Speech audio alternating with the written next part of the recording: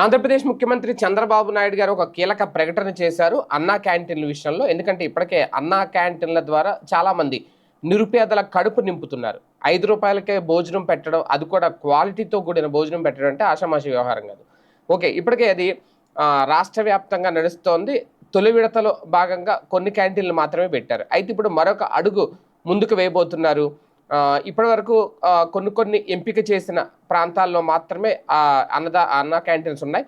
కానీ ఇక నుంచి ప్రతి మండలంలో ఒక అన్నా క్యాంటీన్ ఏర్పాటు చేయాలి అనేది చంద్రబాబు నాయుడు గారు తీసుకున్న నిర్ణయం. కేబినెట్ సమావేశంలో కీలక నిర్ణయం తీసుకున్నారు. ప్రతి మండల కేంద్రంలో ఒక అన్నా క్యాంటీన్ అంటే నిర్వహణ అలాగే విరాళాలు పర్యవేక్షణకు ప్రత్యేక కమిటీ కూడా దీనికి సంబంధించి వేయబోతున్నారు. ఇప్పటివరకు అన్నా క్యాంటీన్లు కేవలం నగరాలు, పట్టణాలు, నియోజకవర్గాలకే పరిమితం అయ్యాయి.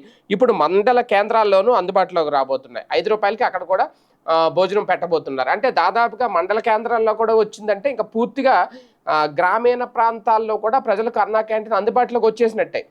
నిజంగా రూ. 5కే భోజనం అనేది క్వాలిటీతో కూడిన భోజనం అక్కడ అందజేస్తే అందరికీ, నిరుపేదలకి చాలా వరకు ఒక మంచి వెసులుబాటు అవుతుంది. ఇప్పుడు పట్టణాల్లో చాలామంది తింటున్నారు. చూస్తూ ఉంటే అక్కడ తినేవాళ్ళు ఓన్లీ నిరుపేదలనే కాదు, చాలామంది తింటున్నారు. అంటే భోజనం బాగుంటేనే కదా అంతమంది తింటారు. అయితే అక్కడ మరొక కోణం ఏంటంటే పేదలకు అందకుండా పోతుందా అందరూ తింటే అనేది. ఓకే, అది సెకండరీ మ్యాటర్. అది ప్రభుత్వం భవిష్యత్తులో ఏమైనా నిర్ణయం తీసుకుంటుందేమో చూద్దాం.